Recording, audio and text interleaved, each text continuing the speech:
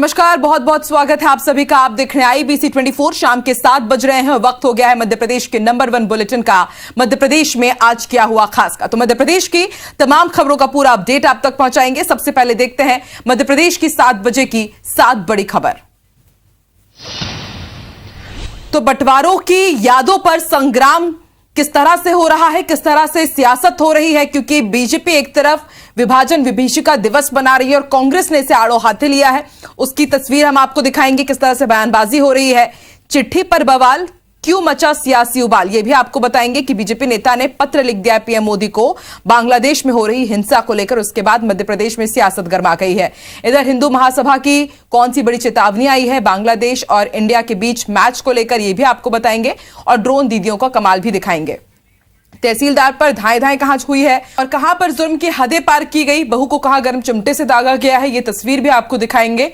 और एक बार फिर से खाट पर मरीज देखने को मिला है, कहां पर स्वास्थ्य सुविधाएं की पोल खोलती हुई तस्वीर नजर आई है, वो भी आपको दिखाएंगे।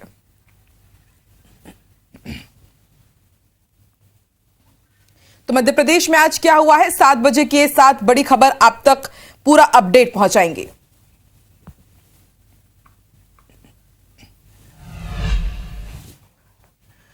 तो इन खबरों का पूरा अपडेट आपको बताएंगे। देश भर में बीजेपी 14 अगस्त को यानी कि आज विभाजन विभीषिका दिवस के तौर पर मना रही है। जगह जगह कार्यक्रमों का आयोजन किया जा रहा है, लेकिन इधर मध्य प्रदेश में विभाजन विभीषिका दिवस पर जोरदार सियासत हो रही है। कांग्रेस ने इन आयोजनों पर तीखा प्रहार किया है, भाजपा को जमकर घेरा। रिपोर्ट देखिए।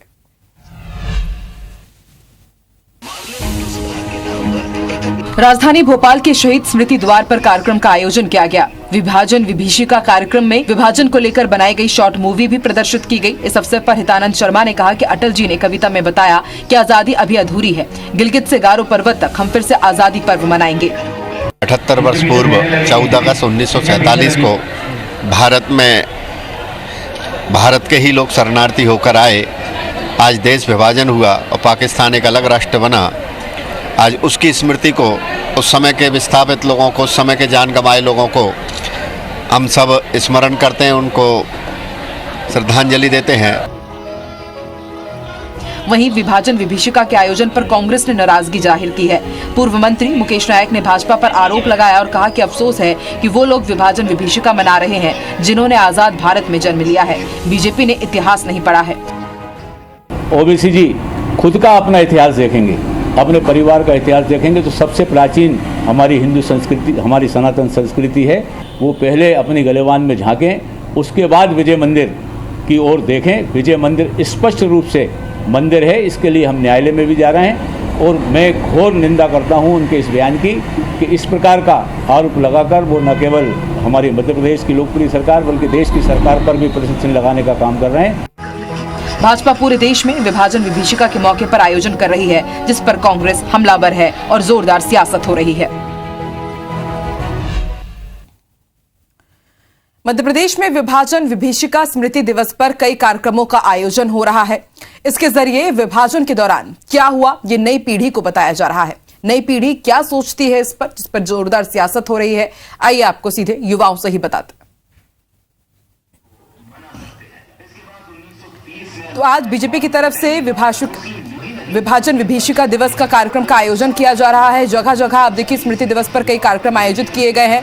और इसके ही साथ आपको बता दें IBC 24 की टीम अलग अलग लोगों के पास पहुंची और उनसे हमने ये जानने की कोशिश की कि आखिर विभाजन विभीषिका दिवस पर वो क्या सोचते हैं और आखिर आज के इस दिन के बारे में उन्हें कितनी जानकारी है। और ये तस्वीरें हम आपको भोपाल की दिखा रहे हैं। भोपाल के स्मृति द्वार पर आज ये बड़ा कार्यक्रम आयोजित किया गया। हालांकि बीजेपी के इस विभाजन विभीषिका दिवस पर कांग्रेस जमकर हमलावर है। कांग्रेस का कहना है कि भाजपा ने सिर्फ देश को बांटने का काम किया है और इतिहास के बारे में भाजपा को कुछ नहीं पता। विभाजन विभीषिका दिवस वो बना रहे हैं जो आजादी के बाद पैदा हुए हैं। इन्हें आजादी के समय क्या हुआ कुछ जानकारी नहीं है। ये सिर्फ लोगों को भ्रमित करने का काम कर रहे हैं।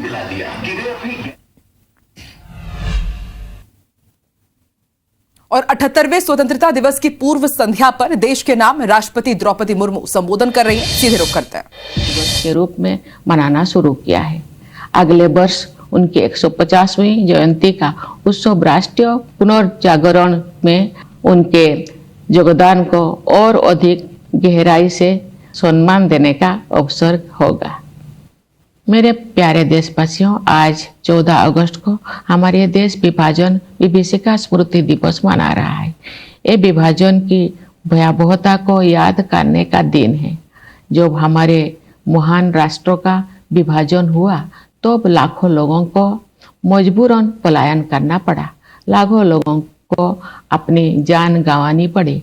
स्वतंत्रता दिवस मनाने से एक दिन पहले हम उस अभूतपूर्व मानवीय त्रासदी को याद करते हैं और उन परिवारों के साथ एकजुट होकर खड़े होते हैं जो छिन्न भिन्न कर दिए गए थे। हम अपने संविधान की 75वीं वर्षगांठ मना रहे हैं। राष्ट्र की यात्रा में गंभीर बाधाएं आई है। न्याय, समानता, स्वतंत्रता और बंधुता के संवैधानिक आदर्शों पर दृढ़ रहते हुए हम इस अभियान के साथ आगे बढ़ रहे हैं कि भारत विश्व पटल पर अपना गौरवशाली स्थान पुनः प्राप्त करे।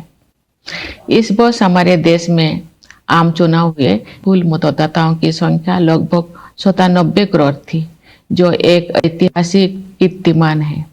मानव समुदाय इतिहास की सबसे बड़ी चुनाव प्रक्रिया का साक्षी बने। इस तरह के विशाल आयोजन के सुचारू और त्रुटि रहित संचालन के लिए भारत का निर्वाचन आयोग बधाई के योग्य है। मैं उन सभी कर्मचारियों और सुरक्षा कर्मियों का आभार व्यक्त करती हूँ जिन्होंने भीषण गर्मी का सामना करते हुए मतदाताओं की मदद की। इतनी बड़ी संख्या में लोगों द्वारा मताधिकार का प्रयोग करना वस्तुतः लोकतंत्र की विचारधारा का प्रबल समर्थन है। भारत द्वारा सफलतापूर्वक चुनाव आयोजित करने से पूरे विश्व में लोकतांत्रिक शक्तियों को ताकत मिलती है। मेरे प्यारे देशवासियों, वर्ष 2021 से वर्ष 2024 के बीच 8% की औसत वार्षिक वृद्धि दर हासिल करके भारत सबसे तेज गति से बढ़ने वाली। तो स्वतंत्रता दिवस की पूर्व संध्या पर देश की राष्ट्रपति द्रौपदी मुर्मू सभी को संबोधित कर रही हैं। स्वतंत्रता सेनानियों को उन्होंने नमन किया है और IBC 24 भी स्वतंत्रता सेनानियों को नमन करता है। चलिए आगे बढ़ते हैं, बांग्लादेश की बात करते हैं, जहां हालात बद से बदतर हो रहे हैं। सबसे ज्यादा वहां हिंदुओं को लेकर सब परेशान हैं और अब बांग्लादेश की आंच मध्य प्रदेश तक आ पहुंची है। बीजेपी नेता ने सीधे ही PM मोदी को पत्र लिखकर बांग्लादेश पर सर्जिकल स्ट्राइक की मांग कर दी, जिस पर मध्य प्रदेश में सियासत गर्मा गई है। देखते हैं रिपोर्ट।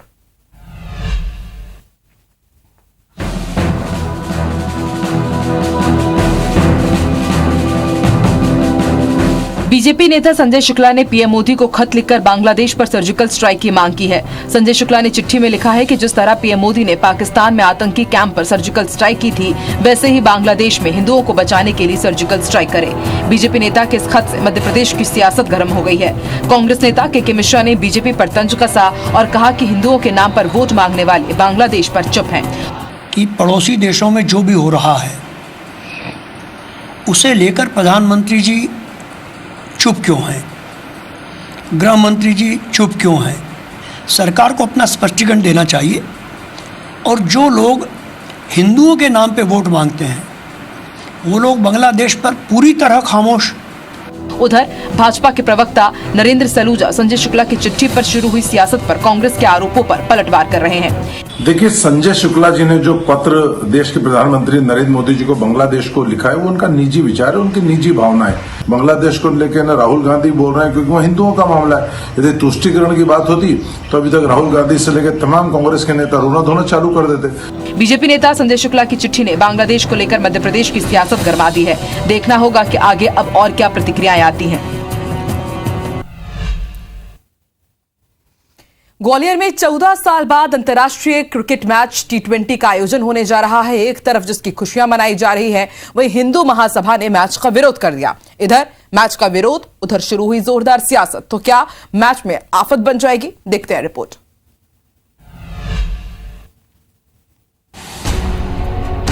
ग्वालियर में 6 अक्टूबर को होने वाले भारत बांग्लादेश के क्रिकेट मैच पर हिंदू महासभा के राष्ट्रीय उपाध्यक्ष डॉक्टर जयवीर भारद्वाज ने कहा है कि बांग्लादेश की टीम को ग्वालियर में क्रिकेट नहीं खेलने देंगे। बांग्लादेश में हिंदुओं की हत्याएं हो रही है, मंदिर तोड़े जा रहे हैं। ऐसे में उन्होंने PM मोदी से मैच को रद्द करने की मांग की है। बांग्लादेश के अंदर हिंदुओं के साथ कत्लेआम हो रहा है, हिंदुओं को मारा जा रहा है, हिंदुओं की संपत्तियों को जलाया जा रहा है, हिंदुओं के बहन बेटियों को जो है निवस्त करके जो है बलात्कार किए जा रहे हैं। इसलिए हिंदू महासभा ये चाहती है कि ऐसे बांग्लादेश के साथ ग्वालियर के अंदर किसी भी प्रकार से मैच नहीं होना चाहिए। वहीं कांग्रेस ने हिंदू महासभा की चेतावनी पर महासभा और भारत पर निशाना साधा, तो वहीं भाजपा का क्या कहना है ये भी आप सुनिए। ऐसी धमकी यदि कोई व्यक्ति दे रहा है और लगातार दे रहा है और भारतीय जनता पार्टी उसके खिलाफ कोई कार्रवाई नहीं कर पा रही है, तो बात स्पष्ट है कि भारतीय जनता पार्टी बुलवाती है ऐसे लोगों से ताकि समाज में वैमनस्य स्थापित हो सके। भारतीय जनता पार्टी स्पष्ट करे कि क्या उसकी केंद्र या राज्य सरकार की ऐसी नीति है कि बांग्लादेश के खिलाड़ियों को नहीं खेलने दिया जाएगा। फिर मेरा मानना है कि खेल को इससे दूर रखना चाहिए राजनीति से। खेल खेल है और बांग्लादेश हमारा मित्र देश ही है, तो मेरा मानना है मैच होने में कोई दिक्कत नहीं होनी चाहिए, ऐसा मेरा मानना है। दरअसल जीडीसीए के उपाध्यक्ष महारिमन सिंधिया की मेहनत से ग्वालियर को ये मैच मिला है। बीसीसीआई के सचिव जय शाह से महारिमन ने ग्वालियर में अंतर्राष्ट्रीय मैच की मांग रखी थी। मंगलवार को ही कंफर्मेशन मिला था और अब हिंदू महासभा ने परेशानी बढ़ा दी है।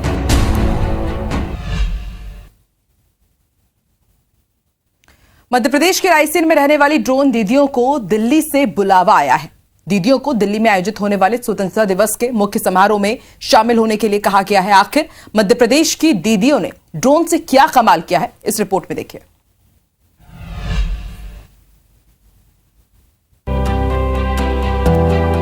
रायसेन जिले की 8 महिलाओं को ड्रोन दीदी के रूप में चुना गया है। सिलवानी की ड्रोन दीदी वंदना केवट 35 खेतों में लगभग 75 एकड़ जमीन पर ड्रोन से कीटनाशक छिड़काव कर चुकी हैं। भानपुर गांव की निवासी वंदना केवट ने बताया कि उन्होंने ग्वालियर में ड्रोन चलाने की ट्रेनिंग ली थी, जिसके बाद मार्च में उन्हें निःशुल्क ड्रोन मिला। 2 फरवरी 2016 को मैं समूह में जुड़ी थी। उसके माध्यम से मैंने सीआरपी की ट्रेनिंग ली और ऐसी कई ट्रेनिंग कर चुकी हूँ। और अभी 2024 में मुझे 12 जनवरी से 27 जनवरी तक ड्रोन की ट्रेनिंग मिली थी ग्वालियर में।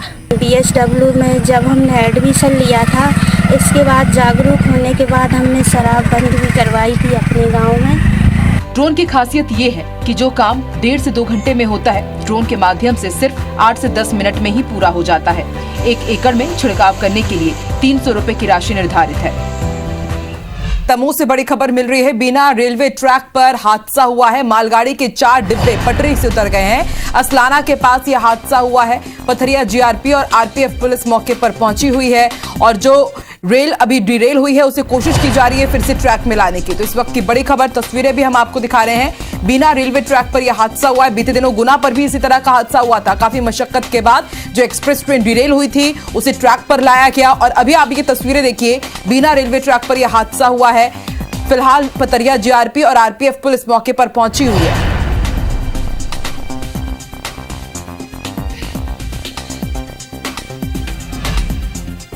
और मध्य प्रदेश के बुलेटिन में फिलहाल इतना ही। आगे देखिए हमर बानी हमर गोठ, रचना नितेश के साथ। नमस्कार।